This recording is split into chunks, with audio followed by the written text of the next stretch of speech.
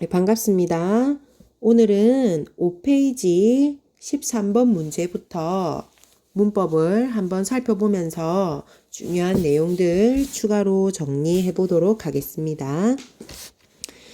13번, 14번은 본문 하나에 걸쳐지는 문제인데 이 본문을 한번 읽어보고 주요 내용을 정리한 후에 문제를 풀어보겠습니다. 선생님이 한번 읽어보겠습니다. 높다의 높은 어간이기도 하고 어근이기도 하다. 그렇다면 어간일 때와 어근일 때 어떤 차이가 있을까? 이를 이해하기 위해서는 어간과 어근의 개념에 대해 살펴볼 필요가 있다. 어간은 용언 등이 활용될 때 사용하는 개념이다. 용언은 문장에서 다양한 형태로 바뀌면서 활용되는데 형태가 변하지 않는 부분을 어간이라 하고 형태가 변하는 부분을 어미라고 한다.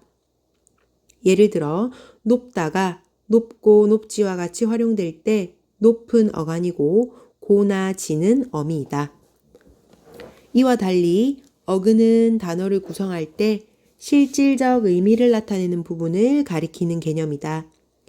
그리고 어근의 앞이나 뒤에 결합하여 특정한 의미나 기능을 더해주는 부분을 접사라고 한다. 용언을 어근과 접사로 분석할 때 형태가 변하지 않는 어간만을 대상으로 한다.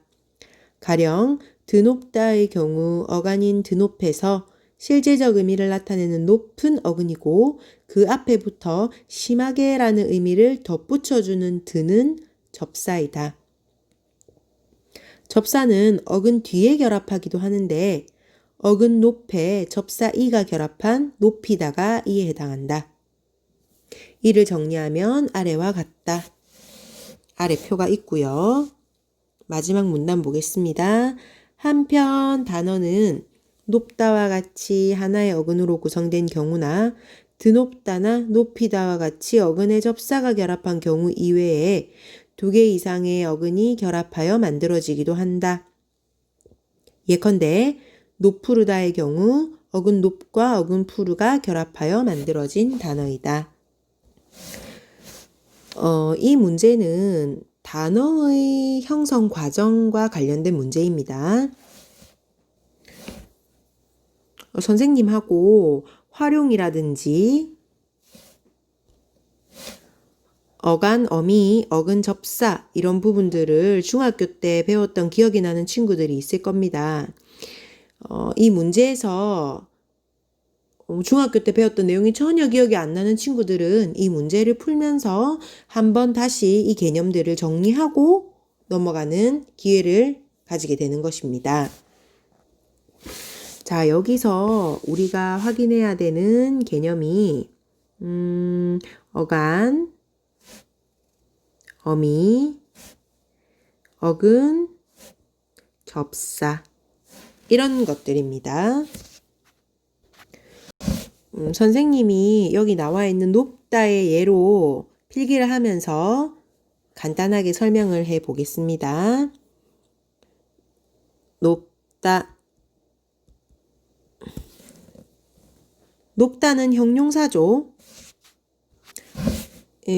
이런 형용사나 동사 같은 단어는 문장 안에서 다양한 형태로 바뀝니다. 모양이 바뀌는 것을 말합니다. 이것을 활용이라고 합니다.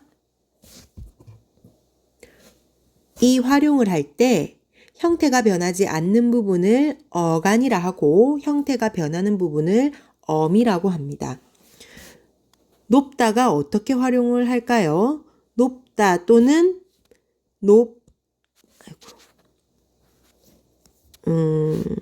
높지, 높고, 높은, 높았다, 등등 이런 식으로 활용을 하게 되죠. 그러면 우리가 여기서 형태가 변하지 않는 부분은 높이네 라는 걸 알 수 있습니다.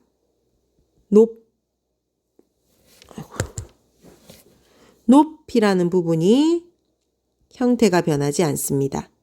그런데 이 뒤에 있는 다 또는 지, 고 이런 아이들은 다 형태가 변하죠. 그래서 형태가 변하지 않는 부분을 어간이라 하고 이렇게 형태가 바뀌는 부분을 엄이라고 하는 것입니다. 자, 그러면 이 높다를 가지고 다시 한번 해볼까요? 이 높다는 어떤 뜻을 가지고 있죠? 바닥에서부터 위에까지의 길이가 굉장히 길다라는 것을 나타냅니다. 그러면 이 높과 다에서 이런 아래에서부터 위까지의 그런 길이가 길다라는 실질적 의미를 나타내는 부분은 어딘가요? 바로 높이죠. 그래서 실질적 의미를 나타내는 부분이라는 뜻에서 이 높은 어근이라고 볼 수 있는 것입니다. 그러면 다는 이때 뭘까요? 접사일까요? 아닙니다. 다는 아까 우리가 뭐라고 했었죠? 엄이라고 했었죠. 그러면 접사는 뭘까요? 접사는 이 어근의 앞이나 뒤에 결합해서 어떤 특정한 의미나 어떤 특정한 기능을 더해주는 부분을 접사라고 합니다. 자, 거기에 본문에 나와 있는 예도 있죠. 드높다라는 단어. 높다 앞에 붙은 드. 드라는 이 접사는 어떤 뜻을 더해주죠? 드높다. 심하게 높다란 뜻이죠. 그래서 심하게라는 의미를 덧붙여주기 때문에 이렇게 어근 앞에 붙어서 특정한 의미를 더해주고 있죠. 이런 걸 접사라고 하는 것입니다. 마찬가지로 높다 말고 높이다가 있죠. 높과 다 사이에 이 드는 이제 드 뒤에 높이 붙으니까 줄을 이렇게 그어주면 되겠고, 높이다는 높과 다 사이에 붙으니까 앞뒤로 줄을 그어주면 됩니다. 높이다. 만약에 이렇게 붙으면 높이다. 높다는 그냥 아래에서부터 위에까지의 길이가 길다라는 뜻인데, 높이다라는 것은 아래에서부터 위까지 길이를 길게 하는 거죠. 그래서 이런 걸 길게 만드는 거, 이런 걸 사동이라고 합니다. 사동. 그래서 높다의 사동사가 되는 거죠, 여러분. 피동, 사동 이런 말 들어봤죠?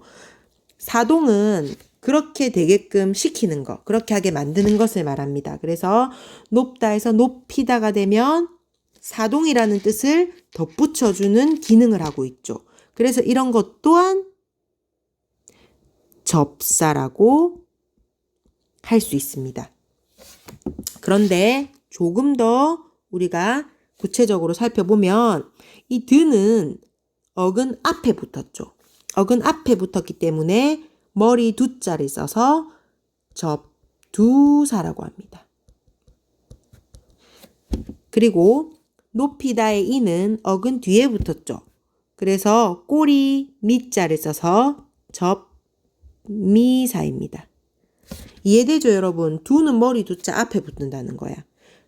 접미사 미는 꼬리 미자 뒤에 붙는다라는 뜻입니다. 그래서 접사는 접두사와 이렇게 접미사로 나누어 볼 수가 있습니다.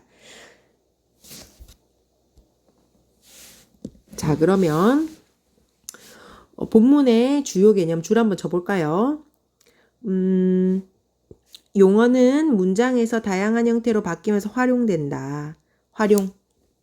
활용이라는 개념 아시죠? 이때 형태가 변하지 않는 부분을 어간이라고 하고 형태가 변하는 부분을 어미라고 한다. 어미가 위에도 있었네요. 그래서 이거는 모양이 변하냐 안 변하냐에 대한 명칭입니다. 밑에 내려가서 이와 달리 어근은 단어를 구성할 때 실질적 의미를 나타내는 부분입니다. 위에 어간 어미하고는 완전히 구분이 다른 거죠. 형태가 변하냐 안 변하냐가 아니라 실제로 의미를 나타내는 부분이냐 이런 것이죠. 그리고 어근의 앞이나 뒤에 결합해서 특정한 의미나 기능을 더해주는 부분은 접사라고 하는 거죠. 되겠습니까? 자, 여기 표에 이제 선생님이 설명한 내용을 가지고 확인을 할 수 있을 거예요. 자, 보세요. 높다라는 단어 볼게요. 높다는 실질적 의미를 가진 부분이 높이죠. 그러니까 어근은 높이고 다는 어미가 됩니다. 드높다는 실질적 의미를 가진 부분은 높이죠. 높, 어근. 그리고 드는 심하게라는 뜻을 더해주는 접사, 접두사죠. 다는 어미가 됩니다. 높이다는 실질적 의미를 가진 높이, 어근이고 이는 사동의 의미, 그렇게 시키는 거, 시키는 의미, 사동의 기능을 더해주는 접미사, 접사고 다는 어미가 되는 것이죠. 드높다, 높이다를 합쳐서 이런 단어도 있죠. 드높이다. 드높이다. 드높이다는 어떻게 되겠어요? 접두사, 어근, 접미사, 어미가 되겠죠. 그리고 이 높다, 드높다, 높이다는 전부 공통적으로 이렇게 형태가 변하는데 문장 안에서 형태가 변하지 않는 부분이 여기까지죠. 어간. 그리고 이 다가 전부 어미가 되는 것입니다. 높이다 한번 해볼까요? 높이다. 어디까지가 어간이고 어민지는 우리가 해보면 되죠. 높이다, 높이고, 높이면, 높이니 등등등. 그죠? 그래서 어디까지가 변하지 않죠? 높이까지가 변하지 않고 뒤에 이 다 부분이 변하는 어미가 되는 것입니다. 그러면 이런 혹시 여러분들 나중에 의문이 들 수 있어요. 선생님, 높여서, 높였다. 이런 건 어떻게 되나요? 이건 어떻게 될까요? 높이, 어서죠, 어서. 그래서 이 부분은 고정되어 있고 이 부분이 어미가 된 거예요. 높였다도 마찬가지. 높이, 얻다가 되는 거죠. 그래서 높이가 활용을 할 때 변하지 않는 부분, 어간, 뒤에는 어미가 되는 것입니다. 그래서 높이까지가 어간이 되는 거죠. 그리고 마지막 부분에 2개 이상의 어근이 결합하기도 한다라는 거예요. 노푸르다 한번 볼까요? 노푸르다. 노푸르다는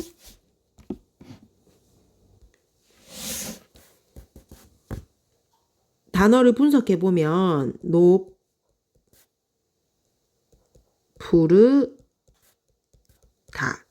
이렇게 단어가 합쳐진 겁니다. 그러면은 노푸르다의 뜻이 뭐예요? 높고 푸르다라는 뜻이죠. 그럼 이 높고 푸르다라는 뜻은 높에서도 들어가고 푸르에서도 들어가죠. 그러니까 높과 푸르가 동시에 이 단어의 실질적 의미를 나타내고 있어요. 그래서 높도 어근이고 푸르도 어근이 되는 겁니다. 둘 다 어근이죠. 그래서 2개의 어근이 결합된 거예요. 다는 당연히 어미가 되는 것이겠죠. 자, 이렇게 2개의 어근, 높도 어근, 푸르도 어근, 2개 이상의 어근으로 만들어지는 이러한 단어를 우리는 뭐라고 하느냐? 합성어라고 합니다. 합성어. 그리고 어근에다가 여기 위에 어근의 접사가 결합된 요런 드높다나 높이다 같은 어근의 접사가 결합된 이러한 단어를 우리는 뭐라고 한다? 파생어라고 합니다. 파생어는 어근에다가 앞이든 뒤든 접사가 결합된 것. 합성어는 2개 이상의 어근이 결합된 것. 되겠습니까? 그래서 파생어, 합성어 단어까지 한번 구분해 보겠습니다. 잘 기억하십시오. 이제 문제 한번 풀어볼게요. 문제는 어렵지 않습니다. 13번 윗글을 바탕으로 할 때 보기의 기억과 니은에 들어갈 내용으로 적절한 것은 높다에서 높은 단어가 활용될 때 높은 형태가 변한다 변하지 않는다.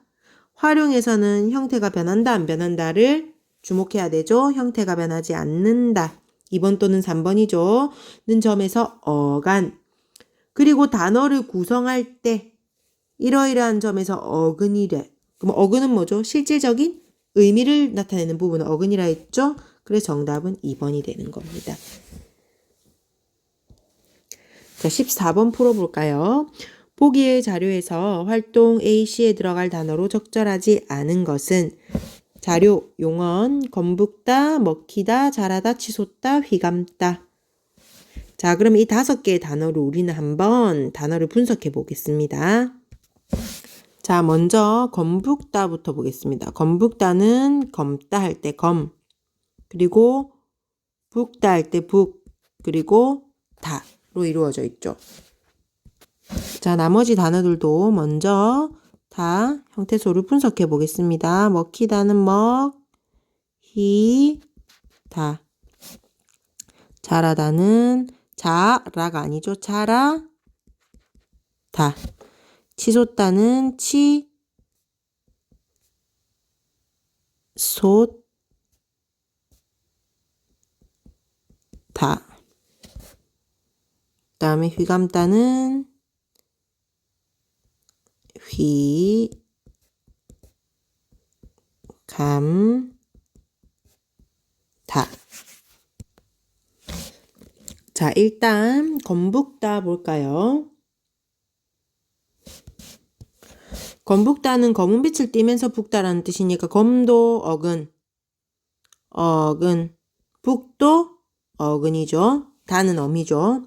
먹히다는 먹다라는 실질적인 뜻을 가지고 있는 부분이 먹 부분이니까 먹이 어근. 희는 뭘까요?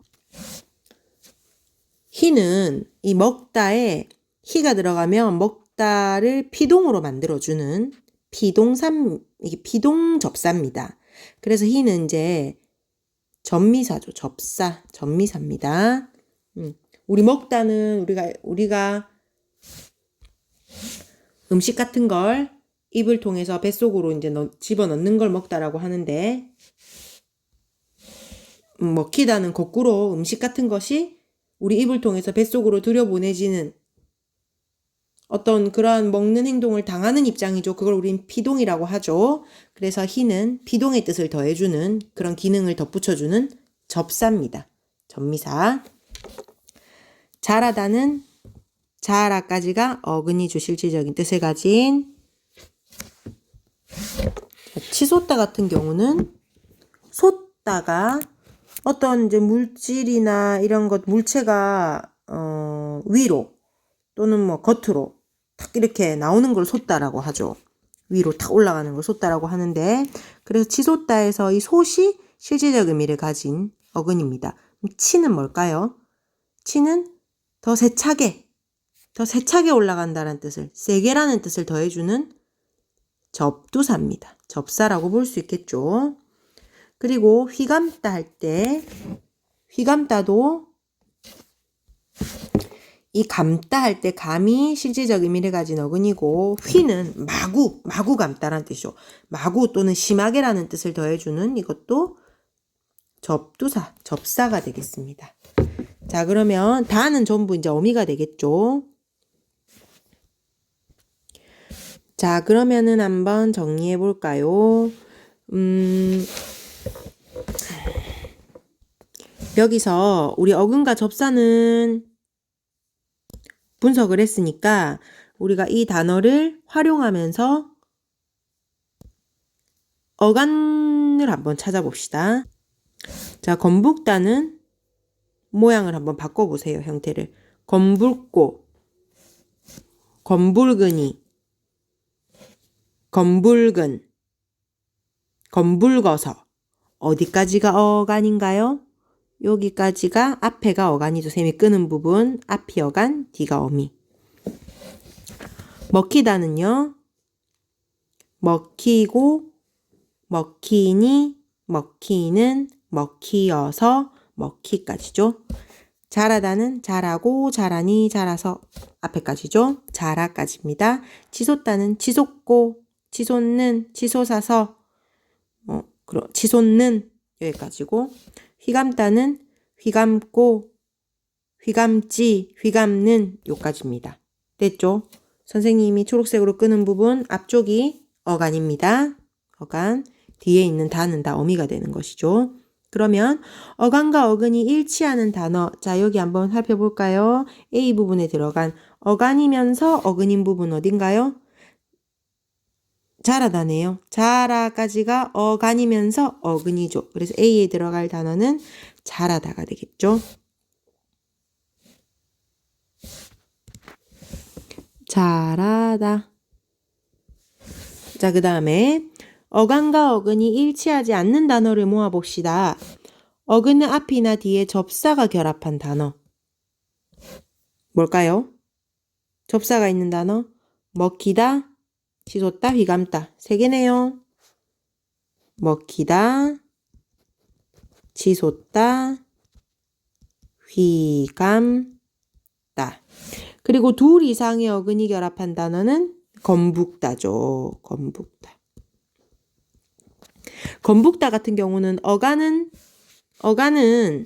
건북다 같은 경우는 어간은 검불기 어간입니다.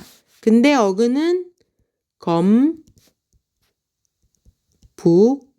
요렇게 각각의 어근이 되는 것이죠. 그래서 어간과 어근이 일치하지 않는 것입니다. 자, 그래서 정답은 휘감다이죠. 1번. 휘감다는 A에 들어가야 되는 게 아니라 B에 들어가야 되는 것입니다. 나머지는 다 잘 들어갔습니다.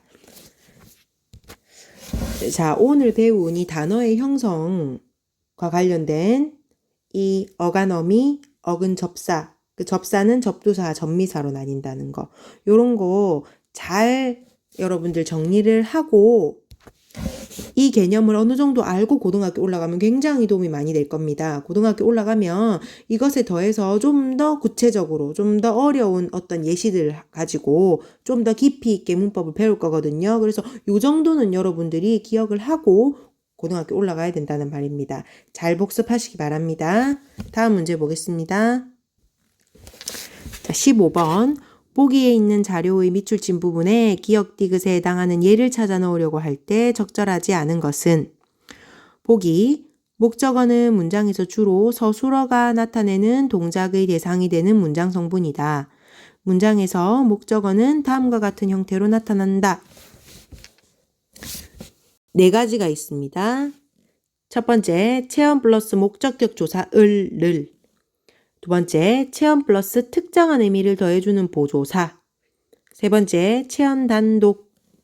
네 번째, 체험 플러스 보조사 플러스 목적격 조사. 요렇게 네 가지 경우로 목적어가 나타날 수 있다라는 겁니다. 자, 이거는 선생님이 좀 쉽게 산책을을 가지고 전부 설명을 한번 해볼게요.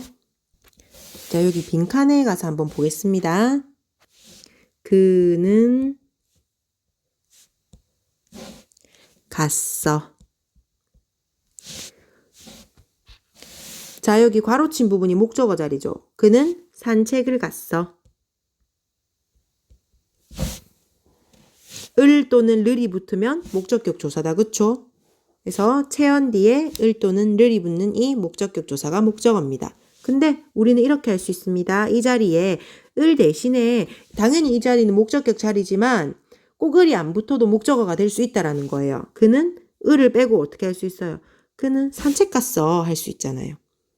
이 산책도 을이 빠져 있지만 목적어라는 것입니다. 그리고 그는 을 대신 어떤 의미를 더해주기 위해서 산책도 갔어 또는 뭐 산책만 갔어 이런 식으로도 가능하죠. 그럼 이거는 무슨 뜻입니까? 단순히 산책을 갔어가 아니라 어떤 의미를 더해주고 있어요. 산책도는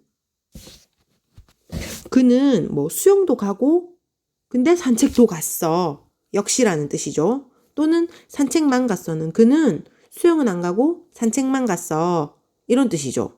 그래서 이 목적어 자리에 어떤 도만 이런 조사가 붙음으로써 특정한 의미를 더해줄 수도 있다라는 겁니다. 또는 그는 산책만을 갔어. 가능합니까? 위에 있던 만에다가 을이라는 목적격 조사가 붙을 수도 있다라는 겁니다. 됐죠? 여기서 도나 만 이런 애들을 특정한 의미를 더해주는 조사라 그래서 뭐라고 하느냐? 보조사라고 합니다. 자, 그럼 다 정리됐네요. 선생님 조금 순서가 바뀌었네. 자, 1, 2, 3, 4로 해본다면 산책을은 몇 번입니까? 1번이죠. 그리고 산책 갔어 할 때 산책은 체언 단독이 나온 3번이고 그리고 산책도 또는 산책만 이런 거는 체언에 어떤 특정한 의미를 더해주는 보조사가 붙은 2번. 그리고 산책만을은 체언에 보조사의 을, 목적격 조사까지 붙은 4번의 경우가 되는 것입니다. 그러면은 이것 전부 다, 이 네 가지 경우 전부 다 목적어, 문장에서 실현될 수 있는 목적어라는 것입니다. 을이 없다고 해서 목적어가 아닌 건 아니라는 겁니다. 자, 그러면 밑에 보기 적절하지 않은 거 고를 수 있을까요? 기억에로, 기억은 체언에 보조사 붙은 것이죠. 산책을을 넣을 수 있다. 바로 정답이 나왔죠. 기억은 보조사가, 이 산책을은 보조사가 아니고 목적격 조사기 때문에 기억의 얘가 아니라 이 위에, 더 위에 있는 애 얘가 되죠. 그래서 적절하지 않은 것은 정답 1번. 나머지 한번 확인해 볼까요? 그럼 기억의 얘로 이사도를 넣을 수 있다. 그는 이사도 갔어. 도는 보조사기 때문에 기억이 맞죠. 니은의 얘로 그는 꽃구경 갔어. 체험만 나오죠. 꽃구경. 니은의 얘 맞습니다. 니은의 얘로 배낭여행도 넣을 수 있죠. 그는 배낭여행 갔어. 을이 빠져있지만 목적어 자리가 되는 것이죠.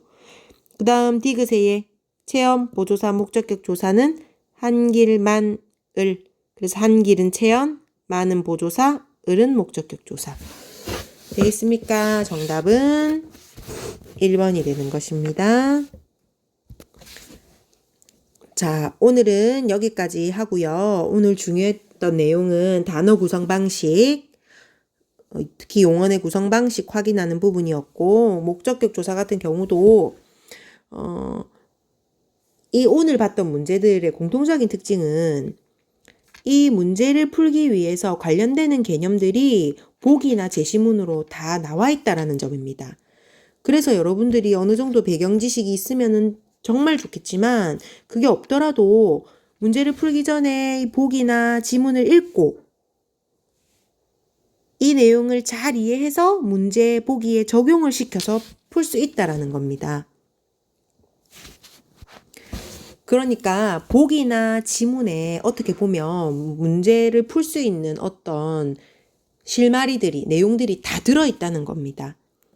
글을 잘 읽어내는 능력, 이해해내는 능력, 물론 배경 지식이, 이 내용에 대한 배경 지식이 있으면 정말 쉽게 문제를 풀 수 있겠지만 그렇지 않더라도 잘 읽어보고 문제를 풀 수 있으니까 집중해서 문제를 잘 풀고 그렇게 하시면 되겠습니다. 다음 시간에는 문학 관련된 부분에 좀 더 보충 설명을 하도록 하겠습니다. 오늘 수고했습니다.